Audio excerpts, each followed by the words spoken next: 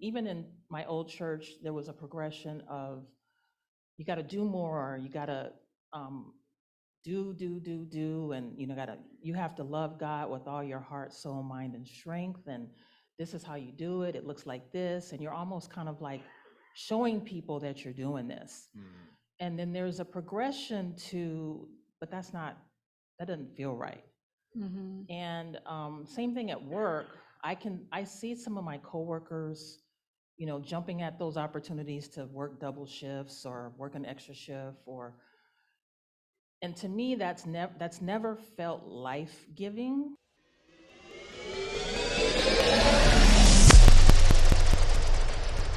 We are in a sermon series right now. We're going through the book of Hebrews, which is a New Testament book.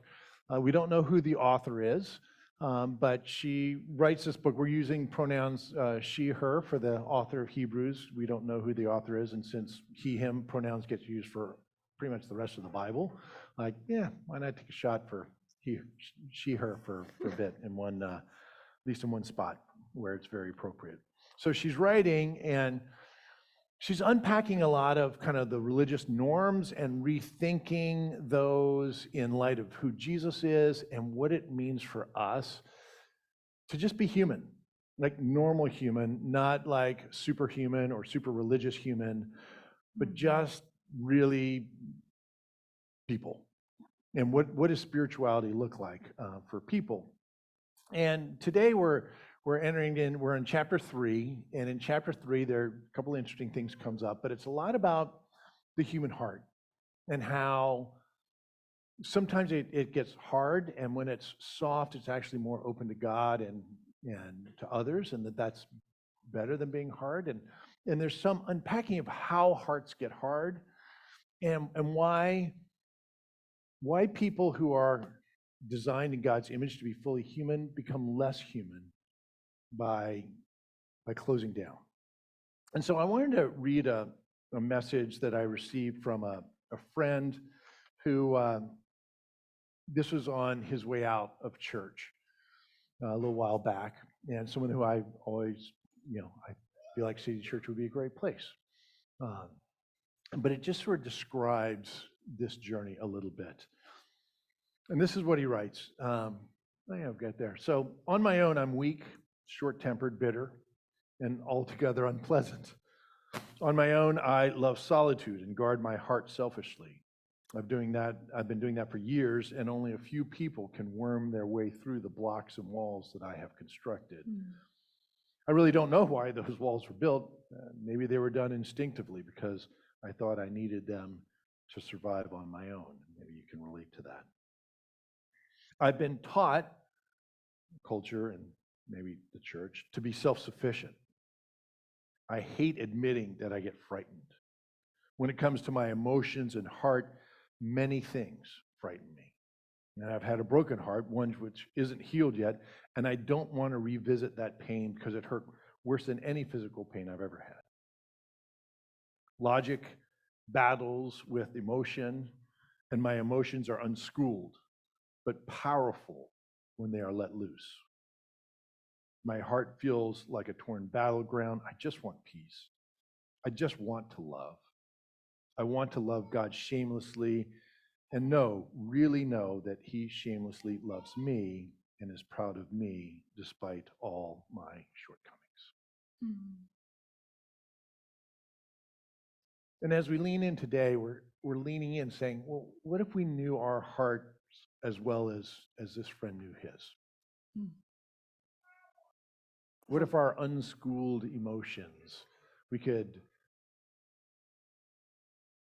actually be hospitable to them?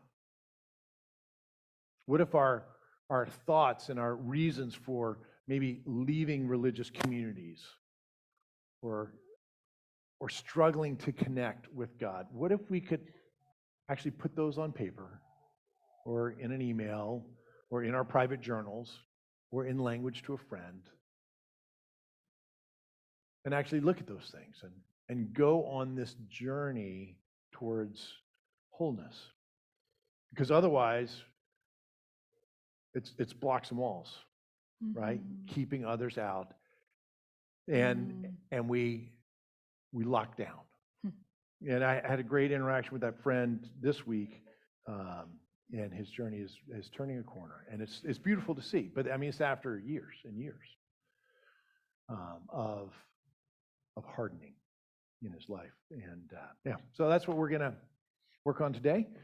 So we have a scripture reading from chapter 3 of Hebrews, and if you would welcome Tomu Morishita. Tomu is on our board, and one of his agreements of being on the board is that he would never have to speak on stage. So I gave him the shortest ever Bible verse that we're going to read. It's only 5 words. So we're going to stand in honor of God and in honor of Tomu. Not kill it, man. You got this. Do not harden your hearts. Yeah. Yeah. There you go. People of God, this is the word of God. Thanks be to God. You may be seated. So good. Thanks, Tobu. I love this tiny little verse because it's so descriptive. You know, Bill, in just a little bit, I think is going to take us a little bit more into like the context of this verse, right? Because it's important that we actually make sure we're looking around at all the other verses around it. Are we reading it appropriately? But there is something about just these few words that creates an emotional connection, just this automatic picture, and it's visceral, right? Don't harden your hearts. We can start to get a sense, even just those few words of where we're going with this. And you know, it comes up twice. It's not just the one verse, verse 8, that Tomu just read for us, but the author, she repeats it again just a few verses later in verse 15. Do not harden your hearts. Clearly, this was a thing, right? I mean, she's responding to something. She sees that there is a tendency that we tend to do this. We tend to want to make our hearts hard. So as we start just kind of like, all right, let's let that roll around inside of us and think about what that means. It might be helpful to think about the opposite, to say, okay, our hearts are not meant to be hard. What are they meant to be? Probably the opposite, right? They're meant to be soft. We're meant to have tender hearts. What does that look like? What does a healthy, tender heart, or maybe we want to use the word soul, look like? There's a picture that I found really, really helpful, starting actually even like a few decades ago, I think. You know, as I was in a lot of counseling, I was, going through a pretty intense part of my own spiritual journey, thinking about this area of my emotions and what it meant to be a whole person.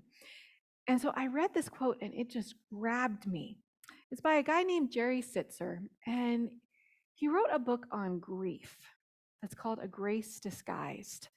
And he was writing out of his own personal experience because in one tragic night, one tragic accident, he had lost his mother, his wife, and several of his children. And so it was sort of a autobiographical look at this journey of grieving and how God had met him in that grief. And he writes this, describing a tender heart. The soul is elastic, like a balloon. It can grow larger through suffering. Loss can enlarge its capacity for anger, depression, despair, and anguish, all natural and legitimate emotions whenever we experience loss. Once enlarged, the soul is also capable of experiencing greater joy, strength, peace, and love. And when I read this little quote, it just clicked for me, because all of a sudden I was going, yes, I so often have experienced, especially in the older people in my life. Now I'm actually, it's a couple decades later, right? I'm very into that category myself. But in the older people in my life, I see that there are 2 types of people in the world generally. There are people who their experiences in life, because we all experience stuff, right? We all experience pain and hardship, suffering, loss of all different kinds. There were people that I knew who, having gone through all of these things, I could see this described them to a T. Their souls were elastic. And being around them was a joy because there was just in them this capacity to hold the complexity of life. I could go and I could laugh with them, and I could go and I could cry with them. And either way, they would be present with me in it, just like they were present to their own soul. And then there were people that I saw whose souls had become rigid. Their souls were not balloons. Their souls were tough and hard and protected. And if I went to them with my joys, they might poo-poo them, right? And if I went to them with my sorrows, there's a good chance they would give me a religious platitude. They would tell me to, be gritty. They would tell me to, just kind of toughen up, whatever the phrase was, right? And I knew which person I wanted to be. And it was this picture of, if I would let myself feel all the things, maybe I'm not actually going to get swallowed by them. Maybe this is how God is going to grow my heart. This is how God is going to expand my soul. And those are the choices that we often have in front of us. Now, again, those people who I saw, and those places even where I still recognize, right? I can lean towards rigid. If I don't catch myself in the moment, and those people who over decades and decades and decades had practiced a rigidity of the soul, they came by it honestly, right? It's like there are so many forces around us telling us that that's the way to be. There are just forces that are just like anybody in the world, just kind of culturally are going to say like, because it's about success, right? It's grind culture. These are the ways that we manage and we protect ourselves and just keep hustling, right? And things will get better. Kind of this kind of toxic positivity sometimes, and just ignore your feelings. Capitalism, be a good, productive citizen, right? There's just, so we can get all of those messages that kind of tell us to harden our hearts. Just be a good, producing machine. And then there's the religious part, right? That tells us, hey, if you ask questions, if you grieve, that's not faith, right? Be a religious robot. There's always this kind of moralism that you're trying to live up to and this image that you need to project. It's not true, but it's what we get told in a lot of places, and it hardens our hearts.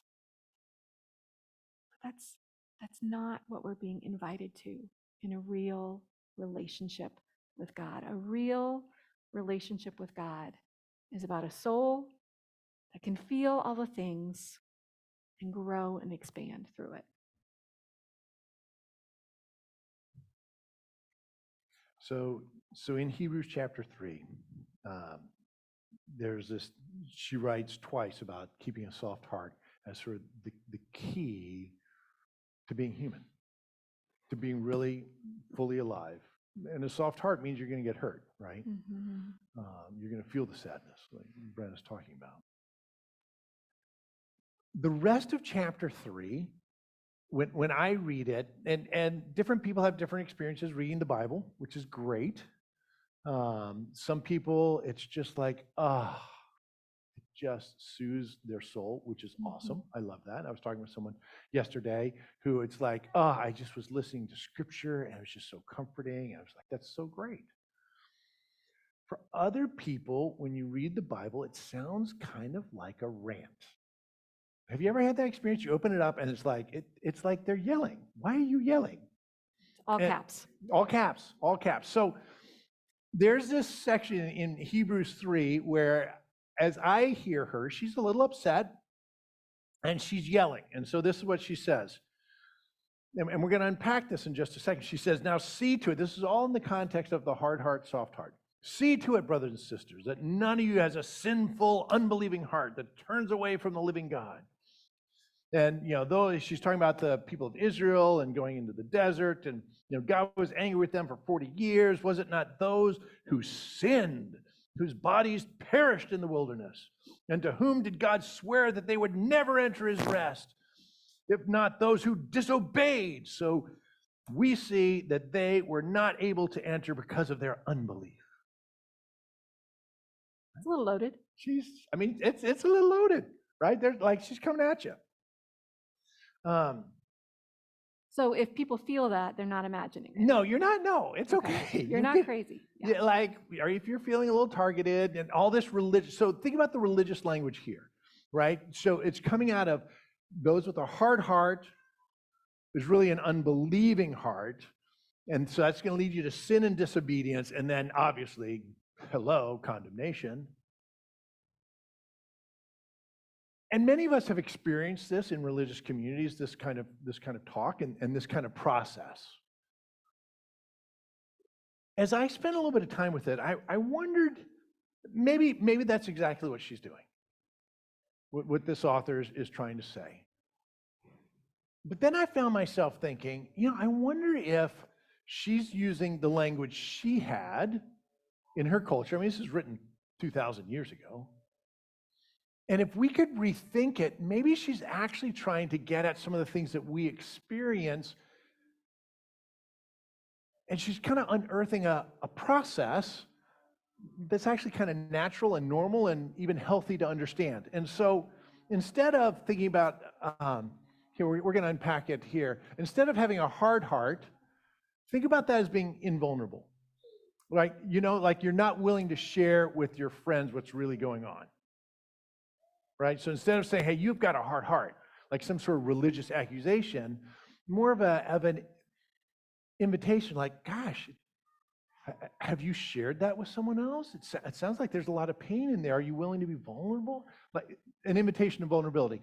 And instead of an unbelieving heart, again, like, oh, you don't believe. Like, well, obviously God's not going to answer your prayers. Kind of the accusation approach. What if it's actually, it's hard to trust that God's really good, isn't it? Mm-hmm. When you look at the world today, and you look at your life and your family, it's hard to trust.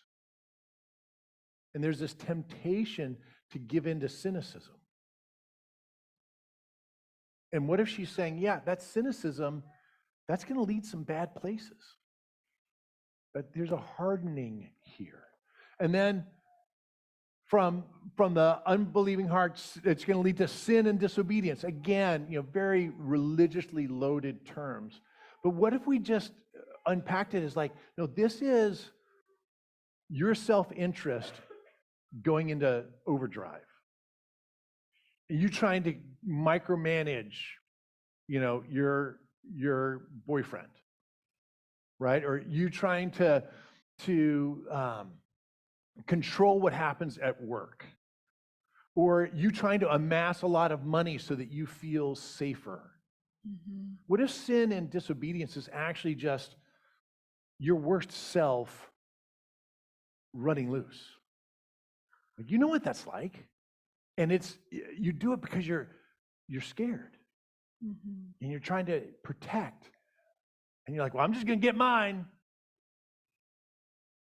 And then the final piece being condemnation, right? And there's a lot of there's some shaming going on in this passage, you could say, if you're reading it as the rant, which is my first read.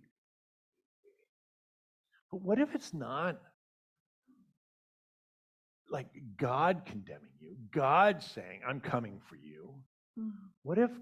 What if actually she's saying, like, the natural result of this kind of living, it's really disastrous. You really wound yourself. You separate yourself from others. You can't receive love from God. You cannot embrace your true self. You're stuck with shame and self-loathing. And this cycle is going to repeat. So it can sound like a rant, and a lot because of, honestly, let's be honest, a lot of us have received religious rants from others or from ourselves, let's be honest. But what if there's an invitation here to surfacing these processes, these things that are actually going on inside of our hearts, so we could know how to be more human. Human the way God designed us to be. Human the way Christ was.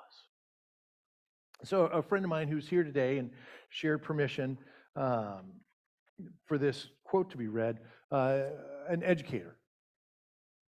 And so, working in a classroom is apparently not that easy all the time. Who knew? I've heard it's even harder these days than a few years ago.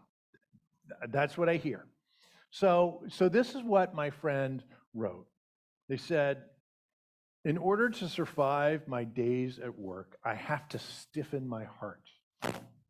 It's not until I finally go home for the day that I emotionally feel the impact of the events, the interactions, the efforts of the day. The mix of emotions then is often demoralizing. I feel the sadness that I wasn't able to process throughout the day. I cry either in tears or through desperate prayers. Going to bed helps. Spoken like a true teacher, right? Just want to go to bed. But did you notice that? So this is honesty. This is actually super healthy because they're articulating this. And they're saying, actually, I have to stiffen my heart during the day because otherwise I'm going to get killed. Not all settings are safe. Mhm. And you know this. Not all settings are safe to share your big emotions. Mhm. Not all moments are the right moments. Not all moments are the right? You have to, maturity in some ways is being able to see them, name them, hold them until the appropriate person comes along or the appropriate time comes along, the appropriate therapist comes along. And so this is what they did. Now, if you do that day in and day out for years, your heart becomes hard, brittle. You start locking people out and Mhm. locking God out. You start becoming resentful and cynical. And this person knew, like, hey, I need a change in my job. I need to make a shift. Short term, this is super healthy. Long term, this is not. But this is the nuance in how to be human, right? We've got to do this dance so that our hardness of heart isn't like leading into sin and into resentment and cynicism, all these things that destroy us, which is the condemnation I'm convinced this passage is talking about. Mm. Mm. Yeah. Bring it home. Yeah. Well, there's one other piece to this process, kind of in the background. It actually starts chapter 3 of Hebrews. And it's another one where I think we can hear it a couple of different ways. And so I want to invite you to hear it from a soul is an elastic balloon kind of perspective. Okay? I want you to hear it from a, this is not telling me to, gear up, harden. This is inviting me towards tenderness. And the way the author, she begins this chapter in Hebrews is fix your thoughts on Jesus. Okay, so you can hear why I'm giving the caveat, right? Because that could be said to us as one of those religious platitudes. Nothing else matters. You lost your job, you lost your baby. Fix your thoughts on Jesus. Thank you, that's not helpful. Thank you, you just told me I can't cry with you. Told me I can't share what's actually going on. What you're really telling me is you're not comfortable with the depth of my emotions because you're not comfortable with your own. That's what's happening in that moment. So that would be one way of hearing it. But then there's a tender-hearted way that says a couple things. One could be a very gentle, not appropriate in that vulnerable moment where someone's crying with you. But later on, we know they're going to get there. Yeah, this isn't the end of the story. Sin, evil, suffering doesn't triumph. Love wins. At some point, that perspective can be helpful, often not in the moment of crisis and pain. It's true. Love wins. But here's where it is helpful, even in that moment of crisis. That Jesus was someone who felt deeply. Jesus loved his friends and he laughed with them and he partied with them, right? He rejoiced when they were joyful. And he cried and he suffered. He had the full range of human emotions, and it was good, right? He didn't deny any of that. He shows us what it means to be tenderhearted, and he cares. Sometimes I think what people need most of all, what most of us have experienced, we need in those moments of crisis, is just to know that we're not alone. What if fix your thoughts on Jesus is just to say, like, you're not alone. Even in those moments when physically you may feel like you are, there's someone who loves you and someone who has been through it all himself, who has been deeply human in the ways that you are deeply human. You have those moments where people like start crying and they apologize to you for crying, right? And you just want to say, no, your tears are holy. This is a deeply human moment. What if we believe that Jesus is the one saying that to us? That's what it means. Fix your thoughts on Jesus. He knows exactly where you're at right now. You're not alone. Yes, this is not the end of the story. Well, at some point, we might get there. But what you need to know right now is you're not alone. You're loved. Jesus is with you. Yeah, it just made me think of this one particular story where this is sort of ad-libbing here, but where Jesus is facing this person in huge pain, and it's said that there's this Greek word that I just love. It's just a classic word because it sounds just like it is. The word is esplagasthai. And it's like, so this guy is like in huge crisis, and there are these people who are not relating to him well at all. Mm-hmm. They're trying to make him a religious robot, like dismissing his feelings, gaslighting. And Jesus esplagasthaied. It's just like, and the translation is like he was all gooped up and messed up in his heart, and it just hurt him. And it's translated either anger or sadness or kind of this big feeling. It's blah. Yeah. Like, nah.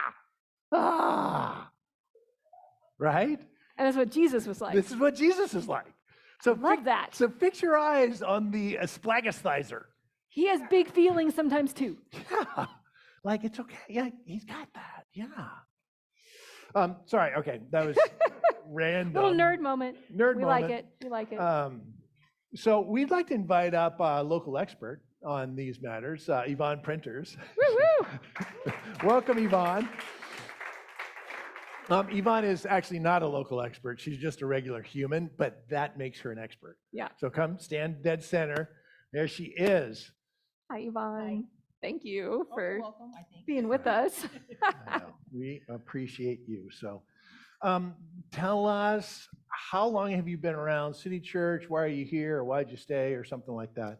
So my first service So that- was there it is. That's good. that 10th anniversary service. Oh, in January. What a day. Yeah, so I was left at my church where I had found Christianity 21 years earlier because of some misconduct that had been revealed that had been going on in the past, and it come to light, and I guess it hadn't been handled well. So I just had a moment where I was like, I need to get out of here. And so I started Googling progressive churches and had a long list. And so that service was my first service ever outside of my home church. Wow. And it was a little chaotic and excited, and there was a lot going on, but I felt, in between all of that, I felt this sense of peace and sweetness and, that there's something that I want to explore on a normal Sunday. So I came back, and I never really got around to my list that I had made. I just kind of stuck here. I might explore in the future. Yeah, But sure. yeah, I said, let me see what this, and also 20 years prior, I used to hear a lot of preaching that our church was the one true church. And I hadn't heard it for a while, but that kind of still rang true in the background. So I was kind of curious as to what it would be like to meet God in a new place. Mm. Well, we are the one true church, so so glad you found us. The 65 people here today, the only ones in the world who got it right. Sorry. Oh, that's okay. Right. So tell us, so this journey of being either a religious robot or sort of a cultural, like a productive machine. Mhm. Like, so you work as a nurse, and you've worked as a nurse for a while? 35 years. Woo, For a woo. minute, all Impressive. right. Yeah. Wow, she Yeah, started we when she was appreciate- 9. Our nurses. So, like, do you feel that pressure to just like get it done and not care for yourself? Like, what care for yourself, care for the? I think both in work and in church in the past, I've experienced that. I think I shared with you that in the past, let's just say I called in sick, there would be a nurse that they would place in my place from a registry, sort of like a substitute teacher, but it's a substitute nurse. Mm-hmm. And now, if I call in sick, they're going to ask a nurse who's either going to come in on her day off or she's going to stay over somebody that's been working night shift. So I see this Mhm. trend of doing more with less. Mhm. Right. And, another example is like at work, when people retire, because all the baby boomers are aging out and retiring, a lot of my coworkers have retired and have not been replaced. Right. So there's more work because there's fewer resources, either bodies or money or whatever. So So what do you do with that? I mean, how do you find yourself not turning into a machine, caring for your heart so you don't get hardened, you don't get, so protective of yourself, you can still feel and be human?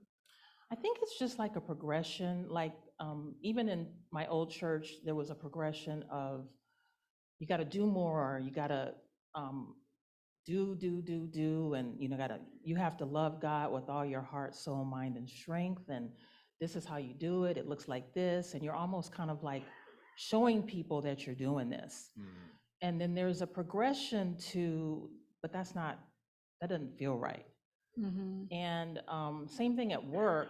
I see some of my coworkers, jumping at those opportunities to work double shifts or work an extra shift, and to me, that's never felt life-giving. I don't know if that's the right way of Yeah, saying yeah. it. Great phrase. So you actually paid attention, you're like, no, that's not it. Yeah, and someone gave me advice early on as a single parent.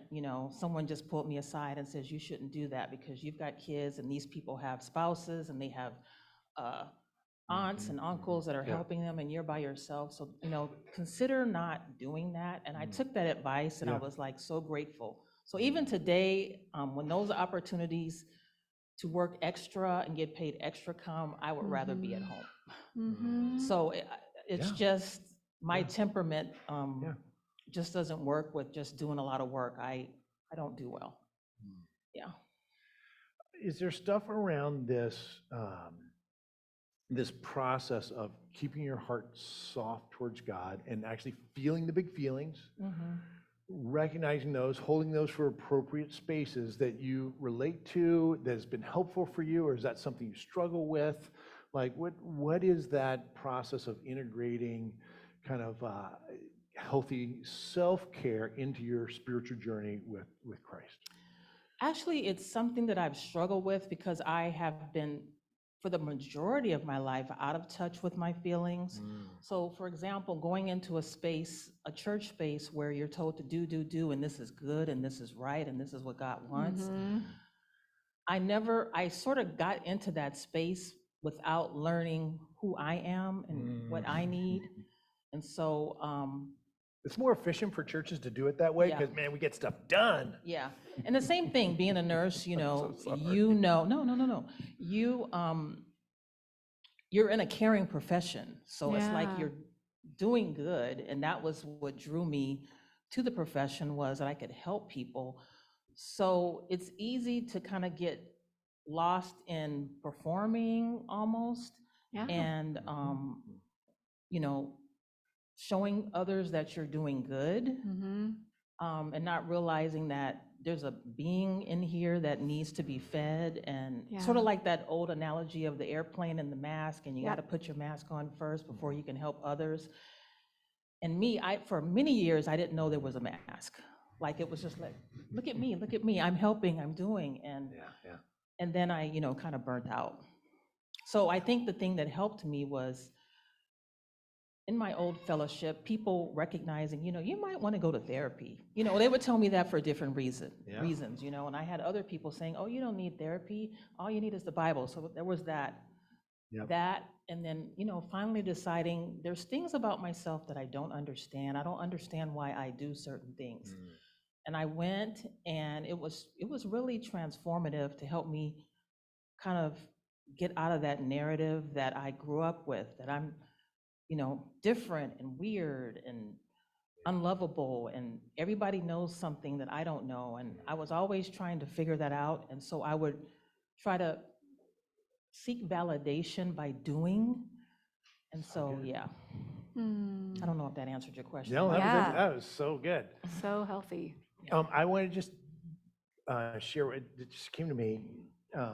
So you were leading a group on Uh-huh. self-care, Uh-huh, and then you stopped leading it. uh-huh.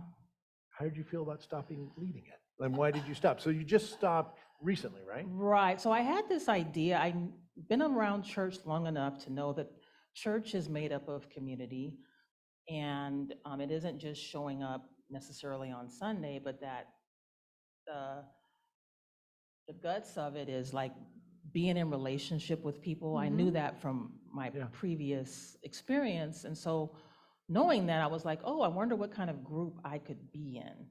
And so I thought about, what do I need as a human being? And one of the things that I tend to neglect and be unaware of is my need for self-care. So I just threw it out there. Let me start a group on self-care. And, we met a few times, and I noticed that the response wasn't very consistent. And I've been in groups before that did well, and I've been in groups before that were doomed from the start, and I've seen different permutations of that, And so one of my goals in life is to recognize when something's not working, to Mhm. not keep beating it with a dead, like a dead horse, but to recognize, oh, this isn't working for whatever reason. Mhm. Many years ago, when I was in that headspace of, I'm not good enough, no one likes me, I'm weird, when I was there, if I had had a group on self-care and I couldn't get this consistent involvement, I would have blamed myself. I would have said, oh, see, they don't like me, I'm right. And I would have tried to prove Yeah. that I could do it. I Mhm. would have just Mhm. done more and more and more, and just stress myself out trying to make it work. But not this time. But not this time, because I realized that it could be me, but it could also be, hey, so-and-so's really busy right now, so-and-so forgot, so-and-so Mhm. talked to Pastor Bill, and Pastor Bill said, this might be good for you, but they didn't have the words to say, but I don't want to do it. So they agreed to it, because I've been that person too. I don't know Yeah. what you're saying.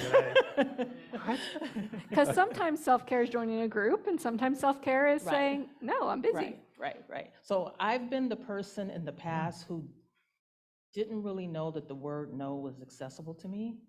And so in the church setting, if someone says, hey, Yvonne, would you mind? I would always say yes, because I didn't know that I could say no.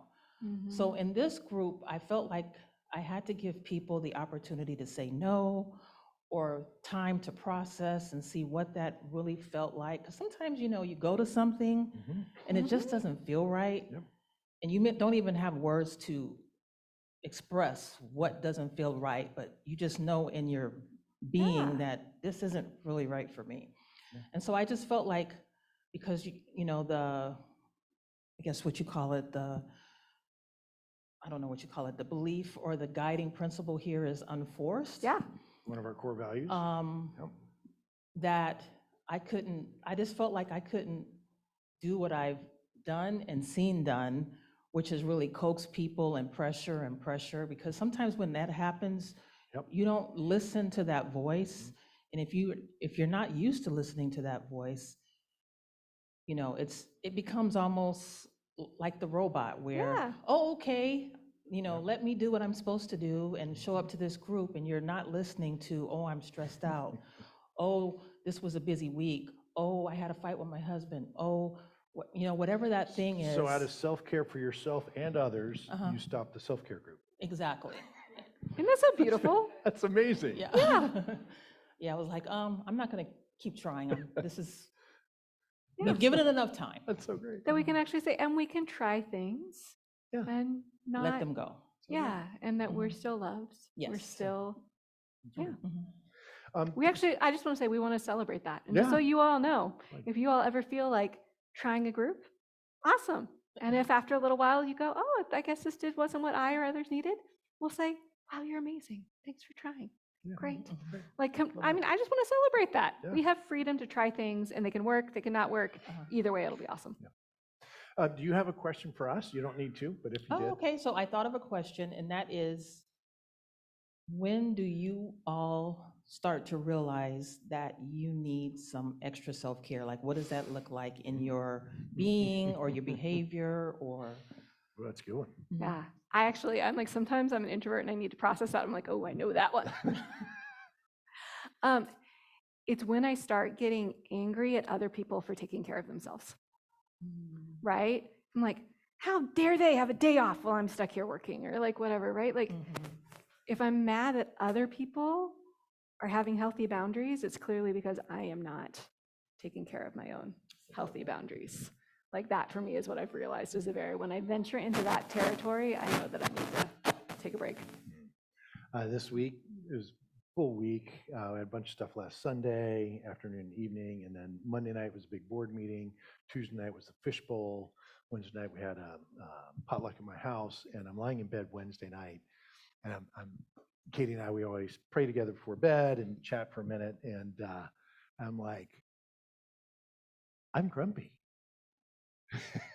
And she was not, she like didn't take it personally, which this is what happens after 30 years of hard work and a lot of therapy. You're like, hey, I'm not going to take that personally. My husband's grumpy. It's like, why are you grumpy? I was like, oh, I'm tired. It's been a Yeah. busy week and I'm going to need a couple of extra days to, get back to normal. And so, it took slower days at the end of the week, but a lot of it is just trying to pay attention to my body. Yeah, Mm-hmm. Anyway. that's a hard one.